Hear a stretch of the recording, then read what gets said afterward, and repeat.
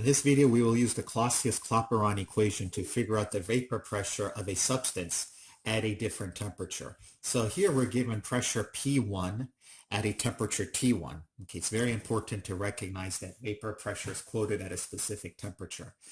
And now we have P1, T1. We want the new vapor pressure P2 at the new temperature T2. In order to bridge the gap between figuring out this is we need a constant, and that constant here is the molar heat of vaporization for benzene. That's 31 kilojoules per mole. So the ideal equation that we're going to use is the Clausius-Clapeyron equation, which is shown here. So here is our equation. So this equation will be given to you on the exam, so no need to memorize it. Vapor pressure P1 at T1, vapor pressure P2 at T2. This is the gas constant R. And delta H vap is given to us in this problem, 31.0 kilojoules per mole. I'm going to go ahead and convert that to joules per mole because my gas constant is in joules per mole. So delta H vap here is going to be 31,000 joules per mole, just multiplying it by 1,000. And let's just take inventory of what we have. We have P1 at 40.1 millimeters of mercury. P2 is what we're trying to solve for. We have T1 at 7.6 degrees C. Let's go ahead and convert that to Kelvin. By converting that to Kelvin, we will get, adding 273, we will get 280.6 Kelvin. And then T2 is at 60.6 degrees C. At 273 Kelvin, it's about 336.6 Kelvin.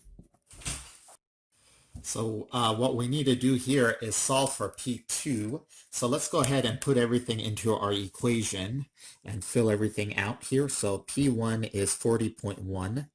P2 is what we're trying to solve for. We usually don't put units inside the natural log or any type of log. The units just go away. So what I'll do is I'll solve this, and then my final problem, P2, I'll just reattach the units, because you always must put your units in your final answer. So delta H vap is this, joules per mole. R will be given to you. It's a constant. So joules divided by mole Kelvin. 1 over T2 is 336.6 Kelvin. Minus 1 over T1 is 280.6 Kelvin. So 1 divided by 336.6, that equals that number minus 1 divided by 280.6. So I'm going to put a parenthesis here. 1 divided by 286. That gives you that negative number times 31,000 divided by 8.314. Okay, so we're getting minus 2.2107. I'll take some extra units here. So this whole thing is minus 2.2107. So minus 2.2107. By the way, the joules cancel, moles cancel, and the Kelvin will cancel out with that Kelvin. So all of that must equal to the natural log of 40.1 divided by P2.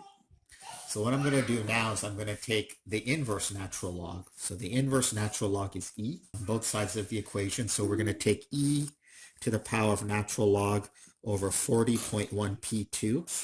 Okay, E to the natural log of X is just X. It's just a way of popping this out of the natural log. But whatever we do to this side, we got to do to the other side. So it's going to be E to the power of minus 2.2107.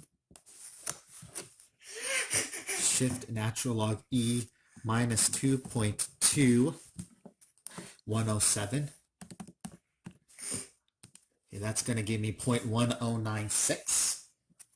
So E natural log of X, natural log of whatever will just be whatever. So that pops out the 40.1 divided by P2. E to the power of this minus number, I'm getting 0.1096. So all we have to do now is just solve for P2.